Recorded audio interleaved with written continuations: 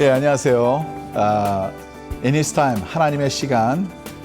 이 시간에는 은혜 받는 시간입니다. 저와 여러분들이 귀한 시간으로서 하나님께 영광 되기를 간절히 바라고 또 하나님의 임재하심을 체험하는 귀한 시간이 되기를 간절히 바랍니다. 인사드리겠습니다. 주성여 목사입니다. 여름철 되면 우리가 휴가철이라고도 얘기하고요. 쉼에 대해서 우리가 많이 생각해 볼 필요가 있는 것 같습니다. 하나님께서 이 세상을 창조하셨을 때 6일 만에 창조하시고 제7일 날 안식일에는 하나님도 쉬셨습니다. 하나님이 꼭 쉬셔야 되는 분이라서 쉬셔야 되나요? 우리 하나님은 주무시지도 않고 졸지도 아니하시는 하나님이라고 시편 말씀은 우리에게 주고 있는 교훈입니다. 하나님이 꼭 쉼이 필요하셔서 쉰 게 아니라 쉼의 의미를 우리에게 가르쳐 주시기 위해서 쉬셨다고 저는 생각됩니다. 안식일 날 그냥 쉬는 건가요? 아닙니다. 하나님을 기억하라고 쉬는 거죠. 우리가 쉬면서 하나님을 기억하는 겁니다. 여러분, 우리 일터에서 휴가 받고 또 시간을 이렇게 둬서 쉼이 너무너무 중요합니다. 여러분, 일하는 것도 중요합니다. 근데 그만큼 또 6일 동안 열심히 일했으면 제7회 쉬는 것 같이 쉬는 시간을 정해 놓으시고 이번 휴가철에 하나님의 임재를 더 가까이 하나님의 영광을 드리는 우리의 삶이 되기를 간절히 바랍니다. 이 시간에는 우리 기도 제목을 나누는 시간입니다. 여러분, 우리가 함께 기도하면서 하나님께서 얼마나 많은 기도를 들어주시는가 우리는 다시 한번 생각해 보며 우리의 마음이 참 하나님을 향한 마음을 하나님께서 알고 계실 겁니다. 특별히 오늘 기도 제목 보내신 분들 참 마음이 뜨겁게 하는 기도 제목들인데요. 여러분 함께 나누시기 간절히 바랍니다. 익명으로 보내주신 기도 제목입니다. 북한에 억류된 임면수 목사님을 위해 기도 부탁드립니다. 목사님께서 2014년 방문하셔서 억류되시고 2015년 12월 종신노동형을 선고받으셨으니 벌써 억류되신 지 3년이라는 시간이 지났습니다. 처음에는 많은 교회와 방송을 통해서 목사님의 석방을 위해 기도했지만 어느 순간 관심에서 벗어나 있는 모습이 보입니다. 베드로가 투옥되었을 때 교회가 그를 위해 기도했고 하나님께서 옥문을 열어주셨습니다. 그런 사도행전의 역사가 오늘 우리 교회 가운데 나타날 줄 믿습니다. 더불어 북한을 위해 함께 기도하기를 바랍니다. 북한이 변화될 수 있는 방법은 오직 복음입니다. 우리의 기도를 통해 북한 땅에 복음이 역사하고 그로 인해 동양의 예루살렘이었다는 평양에서 남북의 성도들이 함께 손잡고 하나님께 찬양하는 순간이 오기를 소망합니다. CTS를 보는 모든 신청자들이 함께 기도해 주시기를 바랍니다. 저도 임영수 목사님 한번 만나 뵌 적이 있는데요. 너무 훌륭한 목사님입니다. 우리 목사님을 위해서 우리 마음을 다해서 한번 기도하겠습니다. 하나님, 주의 종이 주의 복음을 전하기 위해서 북한 땅까지 갔습니다. 하나님, 우리가 원치 않았던 일들이 일어났지만 하나님께서 우리가 알지 못하는 섭리가 있을 것이라고 생각됩니다. 하나님, 우리 임 목사님을 기억하여 주셔서 하나님 은혜 위에 은혜 내려주셔서 하나님 지금 그 어려운 상황 속에서도 주님만을 의지하고 믿고 주님만을 바라보는 그 마음을 주님께서 헤아려 주시고 그 기도를 들어 주시옵소서. 주님, 속히 좋은 소식이 올 수 있도록 하나님 역사하여 주시고 북한의 정부를 주님께서 그들의 마음을 주님께서 만져주셔서 속히 석방될 수 있도록 하나님 은혜 내려 주시옵소서. 우리 목사님의 건강을 주님께서 지켜주시고 그 정신적으로 어려운 그 순간 육신적으로 어려운 그곳에 하나님께서 함께해 주셔서 붙들어 주시기 간절히 바랍니다. 하나님, 주의 종이 복음을 위해서 생명을 바쳤습니다. 하나님께서 그 복음의 열매가 맺어질 수 있도록 도와주시고, 하나님 북한 땅을 주님께서 이제는 아버지 정부가 조종하는 그러한 나라가 아니라 예수 그리스도의 복음이 선포되는 나라로서 다시 한번 예루살렘의 그 모습이 회복된 것 같이 회복되어 주시옵소서. 하나님을 바라보는 나라가 될 수 있도록 도와주시고, 아버지 우리 성도님의 그 기도의 제목같이 남북한 모든 우리 한국 민족들이 손을 잡고 하나님을 같이 예배하며 기도하는 그 순간을 기다립니다. 하나님 속히 이루어 주시옵소서. 그 땅에 주님 예수 그리스도로 인해서 그 진리가 그 땅을 자유케 하여 주시고 하나님을 바라보는 나라로서 주님께서 함께여 주시옵소서. 북한 정부를 주님께서 이제는 하나님께서 역사 이루어 주셔서 무너뜨려 주시고 오직 예수 그리스도의 복음만 전할 수 있는 그 역사가 이루어지는 귀한 나라로서 세워 주시옵소서. 아버지 주님 기도합니다. 하나님 함께여 주시옵소서. 이 시간에 더욱더 주님을 바라볼 수 있는 나라가 될 수 있도록 도와주시옵소서. 아버지 임현수 목사님 다시 한번 주님께서 주님의 손 안에 있는 것을 우리가 믿고 감사하며 주님께서 또 속히 좋은 소식을 허락해 주실 줄 믿습니다. 감사하며 예수 그리스도의 이름으로 기도드리옵나이다. 아멘. 예, 우리 처음에는 언제나 우리가 뜨겁게 같이 기도하다가 시간이 지나면 잊어버리게 됩니다. 그러나 언제나 우리 임현수 목사님 잊지 마시고 끝까지 기도하는 우리의 삶이 되기를 간절히 바랍니다. 두 번째 기도 제목은 캘리포니아 사신 박성도님께서 보내주셨습니다. 우리 기도 제목을 나누겠습니다. 제 딸을 위해서 함께 기도해 주시는 여러분께 늘 감사드립니다. 그리고 안타까운 마음으로 또 이렇게 딸의 기도 제목을 다시 나눕니다. 딸은 면역성 질환인 루푸스 병을 앓고 있습니다. 그 병이 면역계에 이상이 생겨 걸리는 병이라는데 온 몸이 안 아픈 데가 없고 잘 못 먹고 못 자고 힘드니 어른인데도 몸무게가 90파운드 겨우 나가는 정도입니다. 뼈만 남아있는 모습을 보는 것이 얼마나 가슴 미어지는지 모르겠습니다. 그래도 여러분이 함께 기도해 주셔서 요새 얼굴은 좀 나아 보이지만 여전히 힘든 싸움을 하고 있습니다. 완치가 어렵다지만 그래도 호전될 수 있길 기도하고 또 기도합니다. 여러분도 생각나실 때 제 딸 샌드라를 위해 꼭 기도해 주시면 감사하겠습니다. 예, 우리 루푸스 병 걸린 우리 샌드라 자매와 그 어머니의 기도를 하나님께서 꼭 들어주실 줄 믿습니다. 우리 함께 기도하겠습니다. 하나님, 딸의 모습을 보면서 몸무게 말라지는 그 모습을 볼 때 그 부모의 안타까운 마음을 주님께서 아시지 않습니까? 예수 그리스도가 십자가에 못 박혀 돌아가실 때 마음 아파하셨던 하나님, 오늘 그 어머니의 기도를 들어주셔서 하나님 함께해 주시고 치유하여 주시옵소서. 이 병은 치유할 수 없다고 얘기를 하지만 하나님 앞에는 모든 것이 가능하오니 하나님 앞에 빕니다.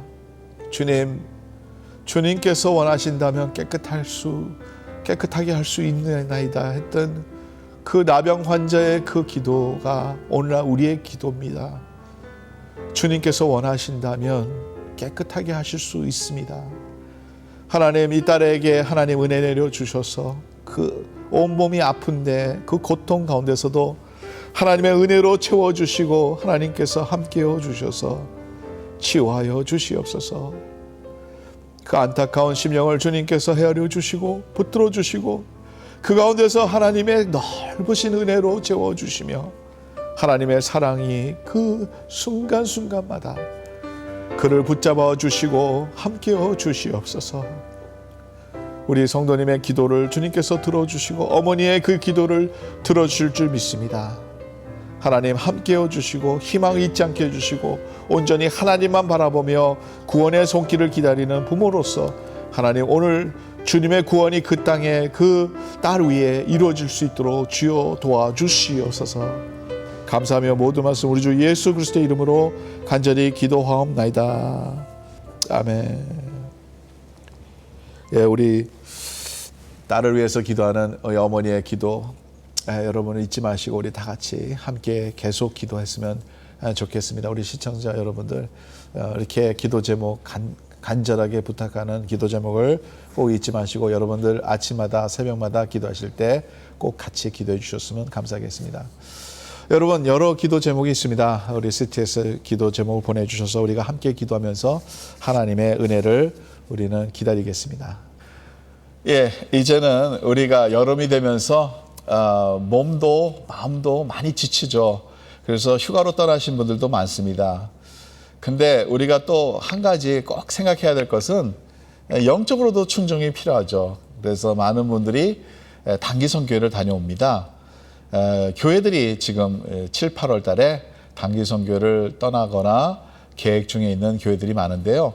오늘은 이 단기 선교회에 대해서 우리가 좀 알아보는 시간이 되겠습니다. 특별히 2세 단기 선교 전문 기관인 손 미니스트리, SON 미니스트리의 대표신 김정환 선교사님께 연결해보고 선교사님을 통해서 또 많은 정보를 받게 되겠습니다.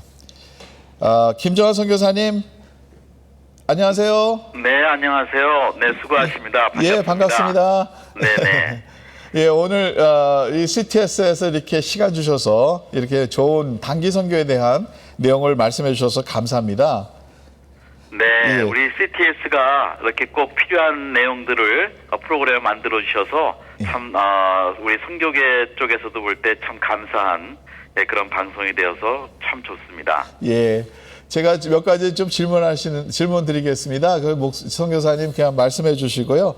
네. 예, 글을 이제 정보를 나눠주시면 감사하겠습니다. 이렇게 특별히 좀 7, 8월 달에 많은 교회들이 단기 선교회를 계획하고 떠나고 있죠. 예, 그 가운데, 우리 그 단기 선교회 꼭 갈 때, 꼭 우리가 알아야 될 것들, 또 필요한 것들, 가장 중요하다고 우리 선교사님이 여겨지는 일들, 그런 한 체크리스트로 좀 말씀해 주시면 감사하겠습니다. 네.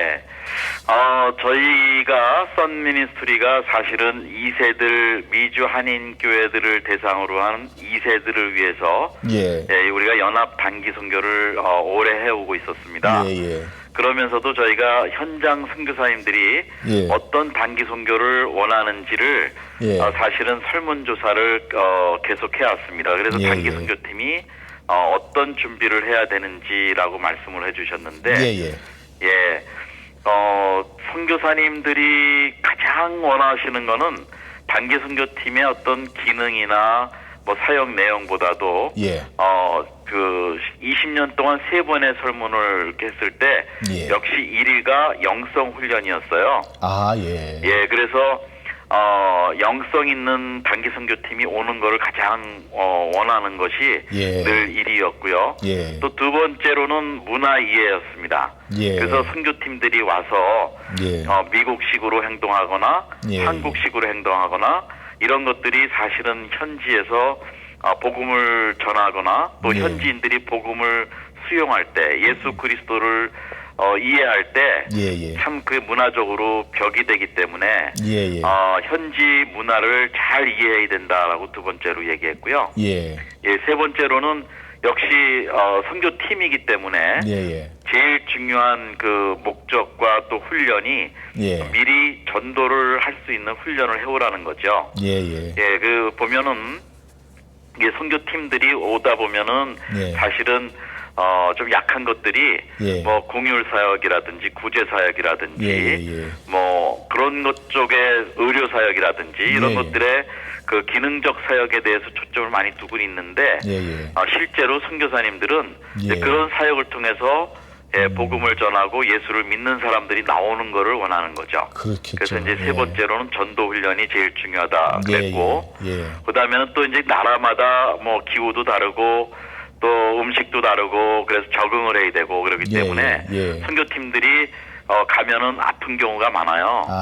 그래서 체력 단련 요것들을 선교사님들이 원하시고 네 번째로 또 하나는 이제 현지인들과 이제 사역이 시작될 때 이 마음이 열리는 찬양 사역인데 찬양 사역을 사실은 현지어 사역을 할 때는 현지어 찬양을 하는 게 참 좋다고 이렇게 봅니다. 그래서 단기 선교팀들이 가기 전에 그 나라 언어로 된 현지 교회의 교인들이 부르는 찬양도 우리가 좀 배워가고 그 말을 그런 것들이 필요하다고 선교사님들이 요청을 하고요. 그 다음에는 이제 역시 넌버블 메시지로 드라마 사역 같은 거 요거는 그냥 꼭 죄송합니다. 언어가 통하지 않아도 넌버벌로 그러니까 보기만 해도 복음이 무엇인지 예수 그리스도가 누구인지 알 수 있는 그런 사역들 필요하고 그다음에 이제 또 어린이 사역 역시 복음의 씨앗이 떨어지기는 어린이들이 참 대상이 좋죠. 그래서 어린이 사역을 준비하고 그다음에 가능하면 이제 마지막으로 선교사님들이 원하는 것이 최소한의 현지 언어는 배우고 와라.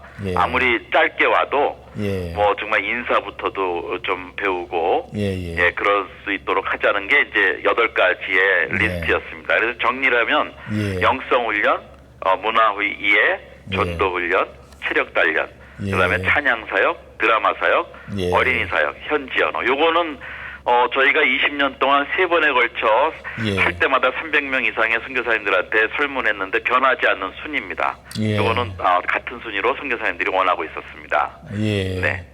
아유, 선교사님 저 말씀 들으면서 제 마음이 뜨거워지네요. 저도 3년을 저 브라질에서 선교 사역을 해봤었군요. 아, 그러시군요. 그래서 지금 말씀하시는 게 너무 진짜 맞는 내용인데 그 선교사님들이 현지에게 그 현지 안에서 일하실 때 그리고 단기 선교회가 갔을 때 실제적으로 도움되는 것도 있긴 있겠지만 도움 안 되는 것도 사실 있지 않습니까? 그렇죠. 또 아까 문화사역에 대해서 좀 말씀하셨지만 선교지에 갔을 때 여기 미국에서 가는 그룹이나 한국에서 가는 그룹들이 어떤 태도나 어떻게 무엇을 특별히 신경 써야 되나요?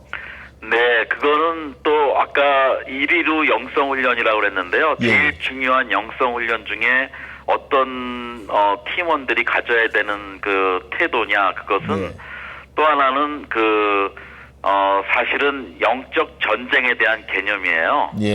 그래서 그 팀들이 사소한 실수로 결국은 팀들이 오래가 있으면 어떻게 좀 실수가 고쳐지고 만회가 될 수 있는 기회도 되지만 짧게 가는 팀들이 한 번 실수를 해버리면은 아주 어려운 일들이 생기기 때문에 우리 영적 전쟁에 대해서 민감한 태도를 갖는 것이 중요합니다. 그렇기 때문에 팀 안에서 일어나는 일들이나 아니면 현지 교회나 현지인들 간의 문제 관계라든지 이런 것들이 대개 보면은 그냥 상식적인 선에서 이해할 수 있는 일들이지만 그게 영적인 공격이고 도전이라는 것도 사실은 민감하게 봐야 되죠. 그래서 영적인 전쟁에 대한 그 태도가 늘 아주 민감하게 이렇게 있어야 된다는 거죠. 근데 이것이 대개 보면은 영적 전쟁에 대해서 느슨한 태도가 있으면 반드시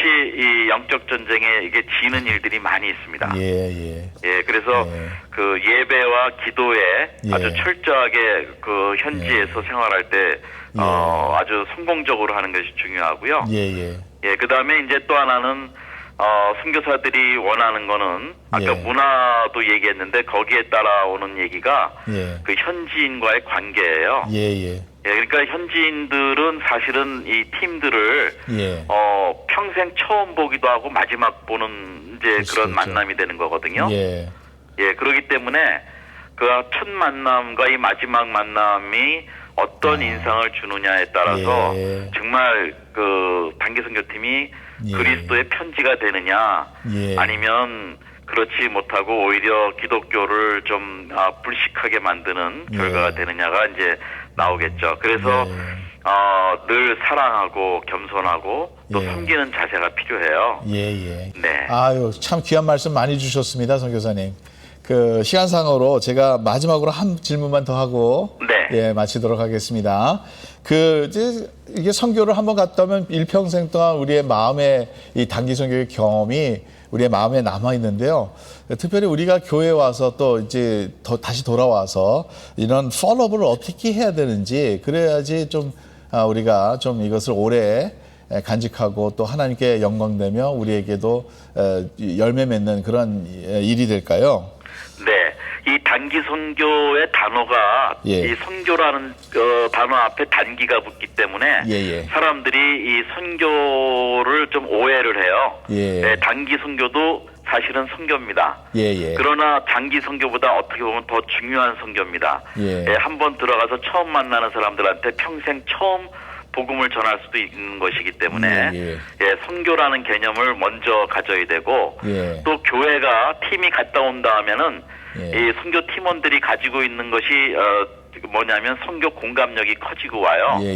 그럼 이 선교 공감력이 교회에 연결이 돼서 교회가 계속 장기로 선교를 이어갈 수 있는 선교 재생산의 구조가 필요합니다. 그런데 대개 보면 단기 선교를 그냥 일회성 선교로 보기 때문에 교회가 장기적으로 선교를 어떻게 개발하고 선교를 이어가는지에 대한 구조가 많이 없어요. 그래서 저는 이제 끝으로 질문하신 거에 대해서는 단기 선교를 통해서 이것이 일회성이 아니고 장기적으로 지속되고 오히려 올해 한 번 갔으면 다음에는 다른 방법으로 업그레이드된 곳으로 현지의 필요를 행해서 그 장소를 또 같이 가고 이렇게 하는 것. 그리고 매년 교회들이 선교지를 바꾸는데요.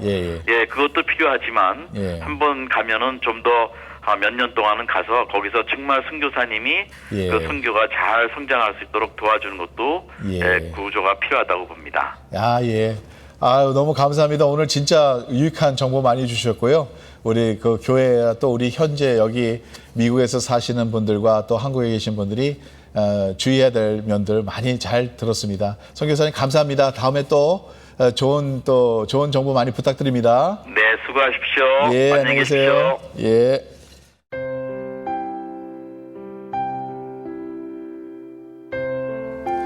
하나님의 말씀을 함께 나누도록 하겠습니다. 오늘 말씀은 열왕기상 17장 17절에서 24절 말씀을 제가 먼저 봉독해드리고 우리가 말씀에 대해서 한번 내용을 알도록 하겠습니다. 2일 후에 그 집 주인 되는 여인의 아들이 병들어 증세가 심히 위중하다가 숨이 끊어진지라. 여인이 엘리야에게 이르되 하나님의 사람이여 당신이 나와 더불어 무슨 상관이 있기로 내 죄를 생각나게 하고 또 내 아들을 죽게 하려고 내게 오셨나이까.